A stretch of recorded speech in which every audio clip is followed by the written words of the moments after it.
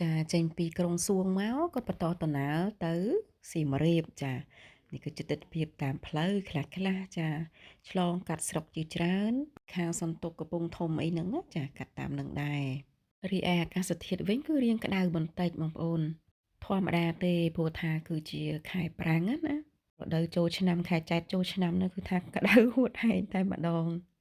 តែមិនជាអ្វីទេចាគឺថាកម្រងដើរលេងនឹងគឺថារាល់តែថ្ងៃតែម្ដងចាទោះជាមេឃក្តៅប៉ុណ្ណាក៏មិនមែនជាឧបសគ្គសម្រាប់ពួកយើងដែរស្រុកមួយស្រុកទិដ្ឋភាពប្លែកចាមើលហើយគឺនឹកឃើញនឹកទៅដល់ស្រុកទេសទៀតហើយរីឯកូននាងខ្ញុំវិញក៏គេប្លែកអារម្មណ៍ផងដែរព្រោះថាខានទៅជាច្រើនឆ្នាំដែរហើយព្រោះជាពួកគាត់ធ្លាប់ទៅ3-4 ដងហើយមកហើយអញ្ចឹងណាប៉ុន្តែក៏ដូចថាផ្លាស់ប្ដូរច្រើនចារីកចម្រើនច្រើនប្រហែលឆ្នាំក្រោយមកនេះណាហើយមួយវិញទៀតគឺជារដូវកាលចូលឆ្នាំចាអញ្ចឹងគឺមានការតែងលម្អតុបតែងតាមស្រុកតាមភូមិតាមខេត្តនីមួយគឺថាមិនឲ្យចាញ់គ្នានោះទេអញ្ចឹងទៅគឺបានទិដ្ឋភាពប្លែកជាច្រើនចានេះវិញមកចូលជិតដល់សៀមរាបហើយក៏ឃើញមានកន្លែងលក់កាឡាណាបងប្អូនល្អមែនតែនតែកន្លែងនេះគឺគេតាំងជាអាស័យមួយផ្នែកទៀតគឺគេដុតចាហើយក៏ឲ្យកូនបារាំងភ្លក់តែម្ដងលើកទី1សម្រាប់ពួកគាត់ដែលភ្លក់នំកាឡាអញ្ចឹងណាមានអីបងប្អូនគេថាឆ្ងាញ់ចាងុយឈ្ងុយដូងហើយជាមួយនឹងអង្គតំណើបរៀងស្អិតបន្តិចហ្នឹងទៅគឺមានជាតិតែម្ដងចាប្រៃឡំកូនអាចញ៉ាំបានហើយនាងខ្ញុំអីគឺចូលចិត្តទៅបងប្អូនប៉ុន្តែចូលចិត្តញ៉ាំតែទូចទេឲ្យតែបានកាន់តែទូចគឺកាន់តែឆ្ងាញ់បន្ទាប់មកទៀតហ្នឹងគឺមិនទាន់ញ៉ាំបាយទេដល់ពេលឃើញមានអាំងសាច់អាំងអីតាមផ្លូវតាមអីចឹងណាបងប្អូនចាអ្នកស្រុកអ្នកភូមិឃើញតំណងដែរចាក៏រៀបចំចូលញ៉ាំបាយតែម្ដងទៅ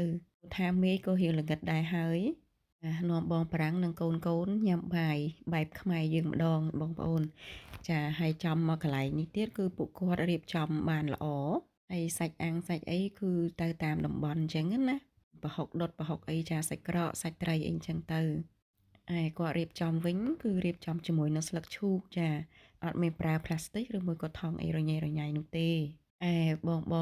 អូនអ្នកលក់វិញគឺថារស់រាយមែនតែនចាបងប្អូនអើយមិនថាស្រីមិនថាប្រុសទេគឺពួកគាត់និយាយទៅគឺគួរឲ្យស្រឡាញ់មែនតែនណាពីធូរថ្លៃទៀតចាតម្លៃធូរថ្លៃមែនតែនចានៅសៀមរាបគឺយើងសប្បាយញ៉ាំដែរចា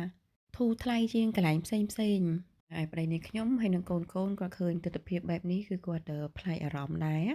ចាសប្បាយមួយយ៉ាងឥឡូវហ្នឹងក៏មកហូបឲ្យគាត់ចាអាំងក្តៅមកមានសាច់មាន់ចាបាយហ្នឹងគឺថាអត់ចោលទេយើងទៅណាក៏បាយដែរសាច់ក្រកចាត្រីអាំងហើយនឹងមានបន្លែមានអីចឹងទៅហើយអានេះវាអង្ក្រងបងប្អូនដូចជាបុកអង្ក្រងឬមួយក៏ប្រហុកអង្ក្រងអីមិនដឹងទេចាគឺជំនាញបែកខាងសៀមរាបយើងហ្នឹងហើយណាសម្បូរណាស់មួយមុខហ្នឹងហើយឆ្ងាញ់ណាស់បងប្អូននិយាយទៅទោះជាពួកគាត់ចូលចិត្តមិនចូលចិត្តប៉ុន្តែគឺពួកគាត់ក៏ភ្លក់ចាភ្លក់គ្រប់មុខតែម្ដងកូនណាភ្លក់ប្រហុកភ្លក់អង្ក្រងភ្លក់អីចឹងទៅចាតែបើថាបានសាច់មាន់អាំងនិងត្រីអីហ្នឹងគឺ